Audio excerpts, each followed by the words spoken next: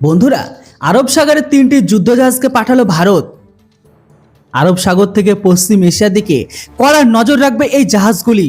প্রয়োজনে প্রত্যুত্তর দেওয়ার ক্ষমতা আছে এই যুদ্ধ জাহাজগুলি। ভারতীয় নৌসেনার তরফ থেকে জানানো হয়েছে, সাম্প্রতিক সময়ে ভারতের সীমান্ত থেকে 200 নটিক্যাল মাইল দূরত্বে একটি পণ্যবাহী জাহাজের ড্রোন আক্রমণের পরে এই সিদ্ধান্ত নেওয়া হয়। বস্তুত ওই জাহাজটি এখন ভারতের সীমান্তে এসে দাঁড়িয়েছে। প্রাথমিক পর্যবেক্ষণে চলছে ওটার উপর। এমভি চেম প্লুটো নামের ওই জাহাজটি লাইবেরিয়ার, তবে নেদারল্যান্ডসের একটি সংস্থা জাহাজটি চালায়। সেখান থেকে বিপুল পরিমাণ রাসায়নিক নিয়ে জাহাজটি ভারতের দিকে আসছিল। জাহাজটির অধিকাংশ কর্মী এমনকি অফিসার ভারতীয়। ভারতের উপকূল থেকে 200 নটিক্যাল মাইল আগে তার ওপর ড্রোন আক্রমণ করে দেয়।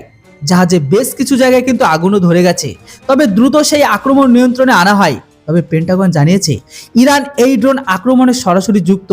তারপরে আরব সাগরে যুদ্ধজাহাজ মোতায়েন করার সিদ্ধান্ত নিল ভারত। তবে আইএনএস মুরমুগাঁও, আইএনএস কোচি, এমনকি আইএনএস কলকাতার যুদ্ধজাহাজ মোতায়েন করা হয়ে গেছে। পুরো এলাকাটিতে এই 3টি জাহাজ টহল দেবে। প্রয়োজন হলে P-81 দূরপাল্লার যুদ্ধবিমান দ্রুত ব্যবস্থা নেওয়ার জন্য তৈরি থাকবে।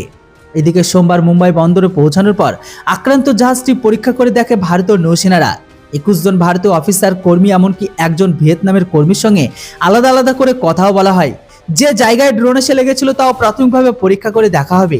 নৌসেনার তরফে জানানো হয়েছে জাহাজটিকে আবারও পরীক্ষা করবে। তবে এর আগে গত 3 ডিসেম্বর লোহিত সাগরের সুয়েজ খালের কাছে আমেরিকার কয়েকটি জাহাজে আক্রমণ চালিয়েছিল ইরানের মদতপুষ্ট জঙ্গি হুতি সন্ত্রাসীরা। বস্তুত তারপর থেকে লোহিত সাগর এমনকি সুয়েজের উপর রাস্তা দিয়ে পণ্যবাহী জাহাজ চলাচল কার্যগত বন্ধ হয়ে গেছে। জাহাজগুলো আফ্রিকা ঘুরে এশিয়ার দিকে আসছে। তবে সুয়েজ অঞ্চলে পেন্টাগন নতুন একটি টহলদারি গোষ্ঠী তৈরির পরিকল্পনাও করে নিয়েছে। তার মধ্যে ভারতের কার্যগত নাকের ডগায় আবারও একটি জাহাজ আক্রমণ হলো।